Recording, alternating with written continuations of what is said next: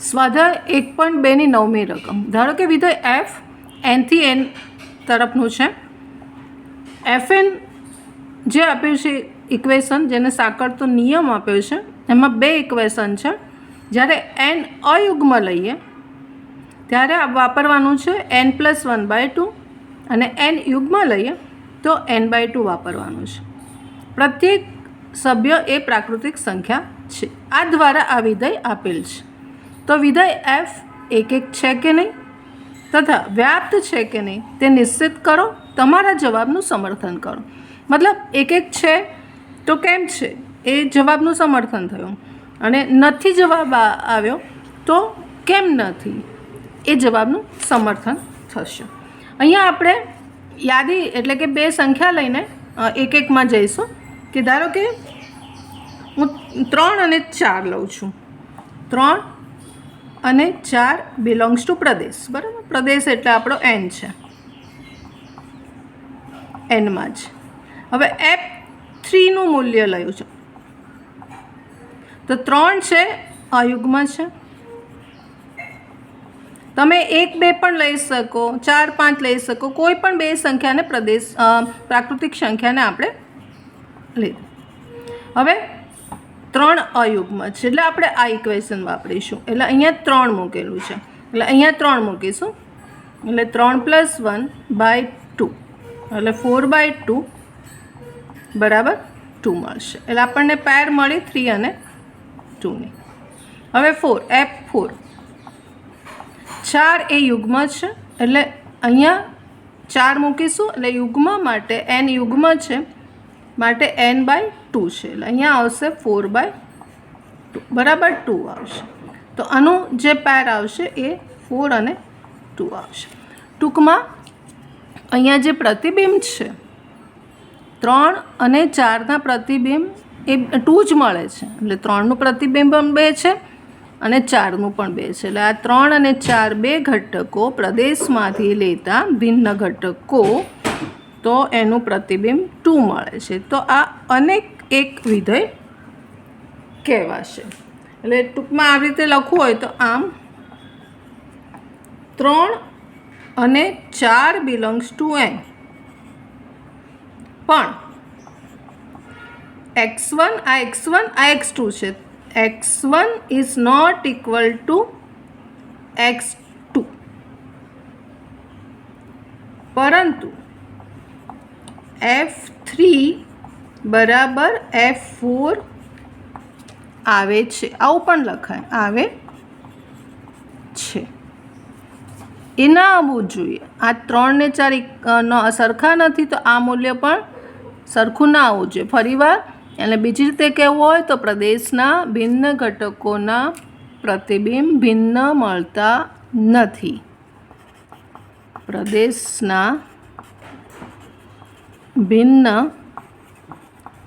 ઘટકોના પ્રતિબિંબ ભિન્ન મળતા નથી માટે એક વિધેય નથી. એક વિધેય નથી. આ હવે એનો વ્યાપ્ત છે કે નહીં ચેક કરવાનું છે. તો એનો વિસ્તાર જોઈ લઈએ આપણે. વિસ્તાર જો સહપ્રદેશની બરાબર થાય તો વ્યાપ્ત છે. માટે એફનો વિસ્તાર બરાબર રેન્જ. વિસ્તારને રેન્જ કહેવાય એટલે એનો સિમ્બોલ છે RF બરાબર જે પ્રદેશના બધા ઘટકો છે. આને આવી રીતે પણ લખાશે. n એટલે આપણો પ્રદેશ છે.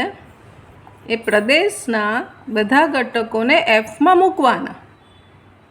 એટલે આપણી પાસે F1 મૂકીએ, F2 મૂકીએ, F3 મૂકીએ, ડેશ ડેશ ડેશ, તો તમને મૂલ્ય મળતા જશે. હું 1 મૂકીશ તો જે પણ મળશે, ધારો કે F1 મળશે. 1 અયુગ્મ છે એટલે અયુગ્મના સૂત્રમાં આપણે મૂકવાનું. એટલે 1+1/2 એટલે 2/2 એટલે F1ની કિંમત તમને 1 મળશે. પછી F2 મૂકીશું તો 2 યુગ્મ જ છે, એટલે 2/2 એટલે એનું કિંમત તમને યુગ્મ છે. તો અહીંયા આપણે 2 મૂકીશું તો પણ અહીંયા 1 મળશે. ટૂંકમાં અહીંયા તમને જે પણ વિસ્તાર મળશે એટલે 1 મળશે, 2 મળશે, 3 મળશે, 4 મળશે, ડેશ ડેશ ડેશ, એટલે વિસ્તાર એ તમને n જ મળશે. માટે અહીંયા આ ખાલી આઉટપુટ જ જોવાનું છે, ભલે 2 વાર આવ્યું આ, બરાબર. પછી 3 લેશો તો 3 અયુગ્મ છે, એટલે 3 + 2 4, 4/2 એટલે 2 આવશે. પછી 3 આવ્યું, પછી 4 લેશો તો 4/2 એટલે 2 આવશે. ટૂંકમાં વિસ્તારમાં આ બધા જ ઘટકો આવી જશે, 1 2 3 4 ડેશ ડેશ બધું જ આવી જશે. એટલે અહીંયા વિસ્તાર બરાબર સહપ્રદેશ છે, માટે વ્યાપ્ત વિધેય છે. વ્યાપ્ત વિધેય અહીંયા થશે. એક નહીં થાય, એક વિધેય નથી, પણ વ્યાપ્ત વિધેય છે. સ્વાધ્યાય 1.2 10મી રકમ. ગણ એ બરાબર 3 સિવાયની વાસ્તવિક સંખ્યા અને ગણ બી બરાબર 1 સિવાયની વાસ્તવિક સંખ્યા છે. fx બરાબર x - 2/x - 3 દ્વારા વ્યાખ્યાયિત વિધેય f a થી b નો વિચાર કરો.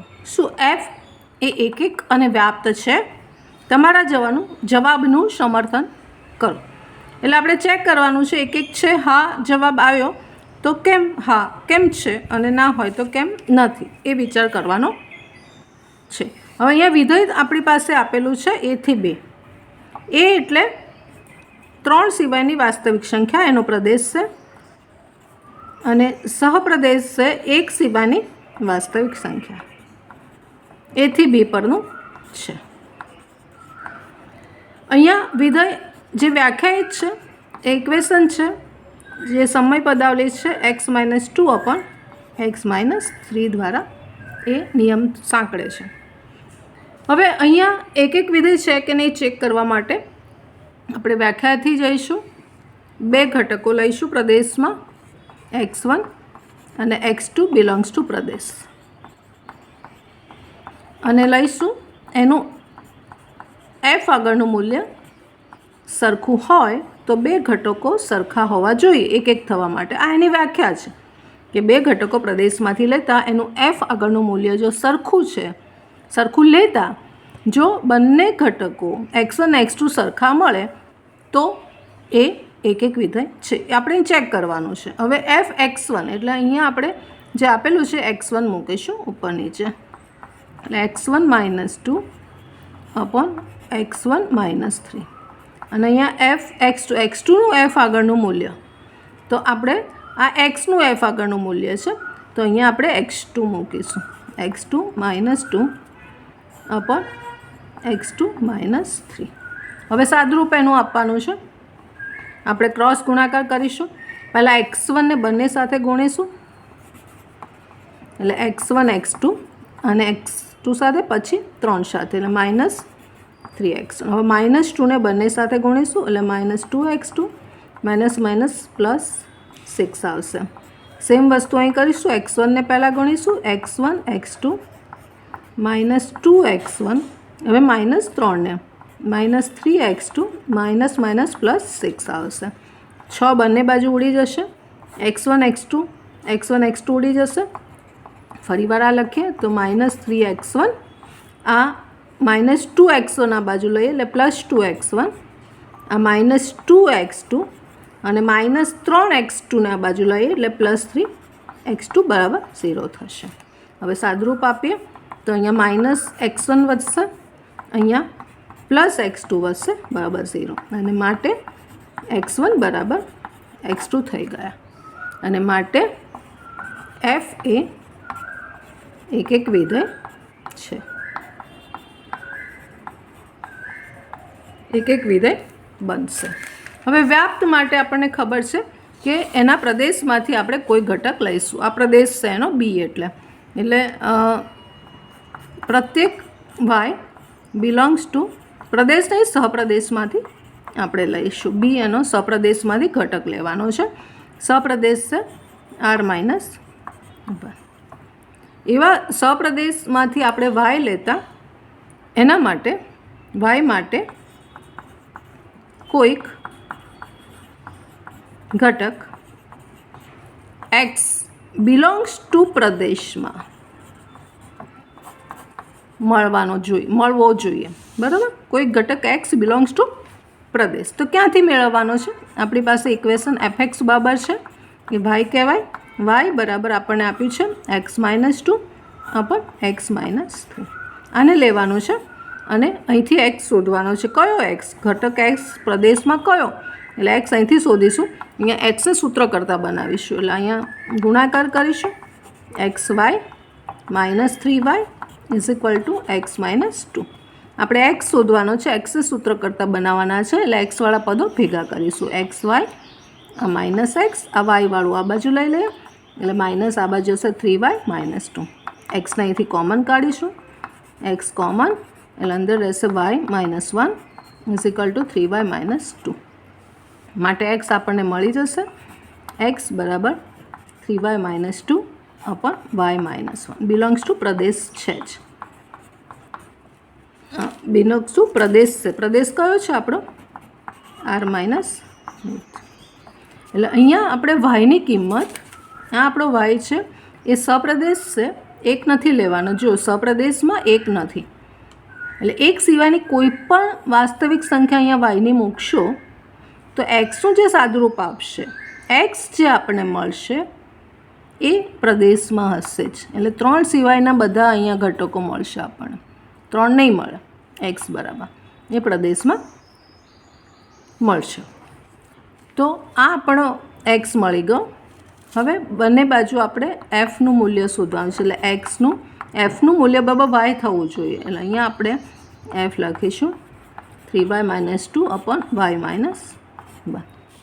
હવે અહીંયા આપણે આનું સાદુરૂપ વાય લાવવાનું છે. એટલે કે આ જે 3y -2 અપન y -1નું એફ આગળનું મૂલ્ય વાય આવવું જોઈએ. એ આપણે આ સૂત્રમાં મૂકીશું.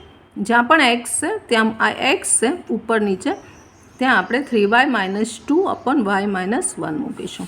એટલે અહીંયા આવશે 3y -2 અપન y -1 -2 અને નીચે પણ એક્સ છે 3y -2 અપન y -1 -3. હવે સાદુરૂપ આપવાનું છે. અહીંયા આ લસા ઉપર નીચે જતો રહેશે પણ આની સાથે ગુણી કાઢીશ. એટલે 3y -2 -2y +2 અને નીચે થશે 3y -2 -3y +3. એટલે ઉપર નીચે આ 2 જતા રહેશે. અહીંયા 3y જતા રહેશે. એટલે ઉપર 3y -2y એટલે y વધશે અને નીચે +3 -2 એટલે 1 મળશે. માટે fx બરાબર y થશે. અને માટે f એ વ્યાપ્ત વિધેય છે. આપણે અહીંયા જોયું કે એક્સની કિંમત છે એ પ્રદેશમાં મળશે. એટલે કે પ્રદેશ છે એટલે 3 જે છે આ 3 સિવાયની વાસ્તવિક સંખ્યા જ મળશે. એટલે વાયની કિંમત 1 નથી લેવાની. y is not equal to 1. હવે અહીંયા થોડુંક સમજવું હોય. આ તો થઈ ગયું પણ કેમ? તો ધારો કે હું એક્સની કિંમત 3 મળે છે એવું લઈ લઉં એટલે ખ્યાલ આવશે કે એક્સની કિંમત 3 લઈ લઉં. એટલે કે એક્સ બરાબર આપણી પાસે છે 3y -2 અપન y -1 બરાબર. ધારો કે આ એક્સ છે આપણી પાસે 3 મળે છે, બરાબર. આ તો થઈ ગયો છે, દાખલો થઈ ગયો છે, પણ સમજવું છે કે આ એક્સ જે મળ્યો વાયનો ઘટક સહપ્રદેશમાં માટે એવો કોઈક એક્સ ઘટક મને પ્રદેશમાં મળે છે કે જેથી fx બરાબર વાય થાય છે. એની ડેફિનેશન છે વ્યાપ્ત માટેની. પણ અહીંયા આપણે મેં કીધું કે એક્સ અહીંયા જે મળશે એ 3 સિવાયની વાસ્તવિક સંખ્યા મળશે. જો એને સમજવું હોય તો ધારી લઈએ કે ધારો કે 3 મળે છે, ધારો કે, બરાબર. તો શું પોઝિશન થાય છે જોઈએ. તો અહીં સાદુરૂપ આપીશું. તો 3y -2 બરાબર અહીંયા ગુણીશું 3y -3. આ 3y ઉડી જશે અને અહીંયા વધશે -2 = -3, જે શક્ય જ નથી. માટે 3 એક્સની વેલ્યુ 3 મળશે જ નહીં. એનો પ્રદેશ છે એ મળશે જ, પ્રદેશમાં જ એક્સની કિંમત મળશે.